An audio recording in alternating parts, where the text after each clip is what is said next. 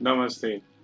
Welcome to the video lecture series on the chapter Periodicity of Properties and its Variation. In this video, that is video number 5, we are going to discuss one more periodic property that is known as electronegativity. So let us see what it means by electronegativity. So it's basically a tendency of an atom to attract shared pair of electron towards itself in a covalently bonded molecule that is referred as electronegativity. So whenever two atoms combine so as to form a molecule, in that one of the atoms shows a tendency to attract shared pair of electron towards itself, so we say that atom is electronegative and the property is referred as electronegativity. In class 9th, we have discussed about chemical bond, and there are two types of chemical bond we have studied. The first one is ionic bond and second one is a covalent bond. So let us discuss what is this ionic bond. So ionic bond is a bond which involves transfer of electron from one atom, that is a metal, to another atom, that is a non-metal,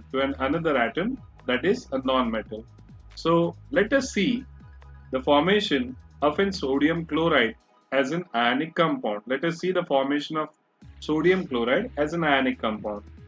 So I have here sodium atom which has got one electron in its outermost shell, which are represented with one dot. When combines with another atom, chlorine, which is having 7 electron in its outermost shell, so which I represent with 7 crosses. So here sodium, atomic number 281, it has got 1 electron in the valence shell, which I represented 1 dot. Chlorine, atomic number 17, electronic configuration 287, has got 7 electron in its outermost shell, which I represent with a 7 cross. Now sodium generally shows a tendency to lose one of its electron, and chlorine shows a tendency to gain electron. So there is a transfer of electron takes place from sodium to chlorine. So as to give me sodium chloride. Now sodium, on losing electron, acquires a positive charge, so it gets converted into positively charged sodium ion, and chlorine, which has gained one of the electron from the sodium atom, acquires a negative charge because it has got one extra electron. So these are the 7 electrons of chlorine which are already present, and I got one of the electron which I got from sodium, and that I represent with dot. So chlorine acquires a negative charge. So in this case, I involve a transfer of electron from sodium atom to chlorine atom in order to give me sodium chloride as an ionic compound. So this is your ionic compound because there are oppositely charged ions are present. Okay, so this is ionic compound. Now the second type of bond which we have, which involves the sharing of electron. So let me take an example here, chlorine, which has got 7 electron in its outermost shell, so those are represented 7 dots here. When combines with another chlorine atom, which also has got 7 electron in its outermost shell, okay, they mutually share each other's electron and gets converted into chlorine molecule, where the electron density is present between the nucleus of two atoms. The electron density increases between the nucleus of two atoms. So here, this is how the sharing of electron will take place. Each of them share one electron of each other, so that both of them can complete octet arrangement in the valence shell. So let me have this. The circle chlorine, which I am circling, shares electron with another chlorine so that it completes the octet arrangement 2, 4, 6, 8. So for this chlorine octet is completed. Then I have another, the next chlorine which I am circling with the purple color has completed octet by sharing the electron with the previous chlorine. So both of them actually shares each other's electron. They mutually shares each other's electron. So this results in a formation of covalent bond. This results in formation of a covalent bond. Now let me take another example here. I have a hydrogen atom which has got one electron. When combines with a chlorine which has got 7 electron in its outermost shell. So hydrogen shares electron with chlorine so that it completes an duplet arrangement, and chlorine shares electron with hydrogen so that it completes an octet arrangement. So I have a hydrogen and chlorine. Sorry.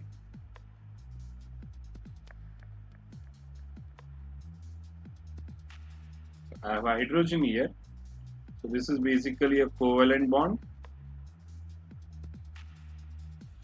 So here hydrogen has got one electron in the valence shell, and these are the electrons of chlorine with the cross. Now let me draw the circle for hydrogen. So hydrogen shares electron with chlorine so that it completes and duplet, and chlorine shares electron with hydrogen to complete an octet arrangement. So here the bond which has been formed, that is also covalent. That is also a covalent bond. But if you see here, chlorine is electronegative. So what chlorine will do? It will tend to pull electron towards itself. And acquires a partial positive and negative charge. So chlorine acquires partial negative charge. Hydrogen acquires partial positive charge. So this kind of bond, we call it as a polar covalent bond. Now your chlorine is electronegative. So what chlorine does, as it is electronegative, it will tend to pull electron density towards itself. The shared pair of electron will be pulled by the chlorine towards itself. So as a result, chlorine acquires partial negative charge and hydrogen acquires partial positive charge because the pair of electron is going away from hydrogen. So as a result, hydrogen acquires partial positive charge and chlorine acquires partial negative charge. So I created two poles, positive and negative pole. That's why it's called as a polar covalent bond. Now let us discuss about the factors which affects the electronegativity. So we have the very first factor which affects electronegativity, that is nuclear charge. Now, if nuclear charge increases, electronegativity will increase. The atom will tend to smaller. And if atomic size increases, so this is your atomic size. If atomic size increases, then electronegativity will decrease. So do you remember the factor? If nuclear charge increases, electronegativity increases, and if atomic size increases, electronegativity will decrease. The larger atom cannot able to pull electron closer to itself. As a result, the electronegativity will be less. Now let us discuss the trend of electronegativity in modern periodic table. So the very first thing, we are going to move down the group, that is from top to bottom. So let me take one of the group of periodic table, that is group 7A or 17 group, that the element which I am having in group 7A or 17 are chlorine, bromine and iodine. Now let me draw the nucleus for each. So this is the nucleus of fluorine, this is nucleus of Chlorine is nucleus of bromine and is nucleus of iodine. Now let me draw the shells. Now fluorine has got 2 shells, chlorine has got 3 shells, bromine has got 4 shells, and iodine has got 5 shells. Now each of this have got 7 electron in its valence shell because they are present in 7a group. So let me draw the electron 1, 2, 3, 4, 5, 6, 7. 1, 2, 3, 4, 5, 6, 7. 1, 2, 3, 4, 5, 6, 7. And here 1, 2, 3, 4, 5, 6, 7. Each of them has got 7 electrons in its valence shell. Now let me draw the atomic radius. Now to this, after drawing atomic radius, what I observe? As I move from top to bottom, the atomic size increases. The atomic size increases. Hence, electronegativity will decrease. Electronegativity will decrease. So fluorine, which is a smaller atom, okay, will be more electronegative, and iodine, which is the larger atom, will be less electronegative. So fluorine has got smaller size, more electronegative. Iodine, which has got larger size, will be less electronegative. So from top to bottom, the size increases, hence electronegativity decreases. Hence electronegativity decreases. Now let us see how the electronegativity changes from left to right. Okay, so for this I'll take a third period of the periodic table. I'll take third period of the periodic table. So I have sodium, magnesium, aluminium. Then I have the next element silicon, phosphorus, sulfur, and chlorine. Now let me draw again the nucleus of sodium and this nucleus of chlorine. Now the electronic configuration of sodium is 281, magnesium 282, 283, 284, 285, 286, and 287. The shells 1, 2, 3, 1, 2, 3. Now sodium has got 1 electron in its valence shell. So let me draw the 1 electron in its valence shell. And chlorine has got 7 electron in its valence shell. So 2, 4, 6, and 7. Now what I'll see here, as I move from left hand side to right hand side, the electrons are added in same shell. So as I move from left hand side to right hand side, the electrons are added in same shell. So with an increase in nuclear charge, the size of an atom decreases.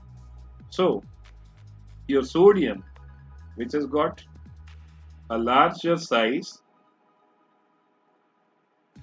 will be less electronegative, and chlorine, being smaller in size,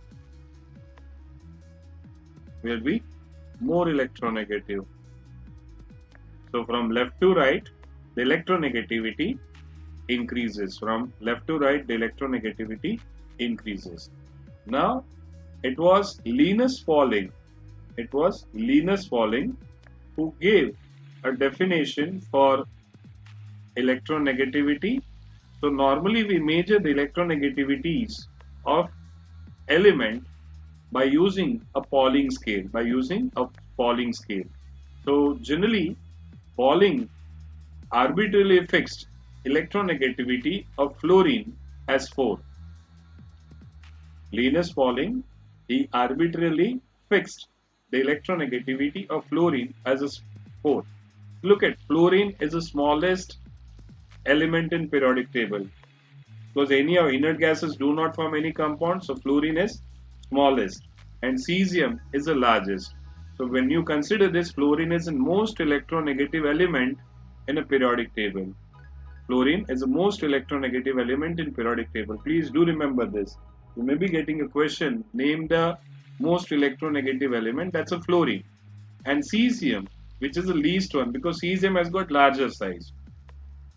Now, cesium is 0.7.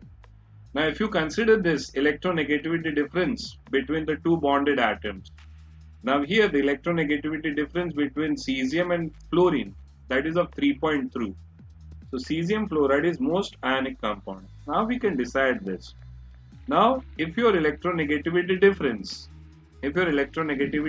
between two bonded atom is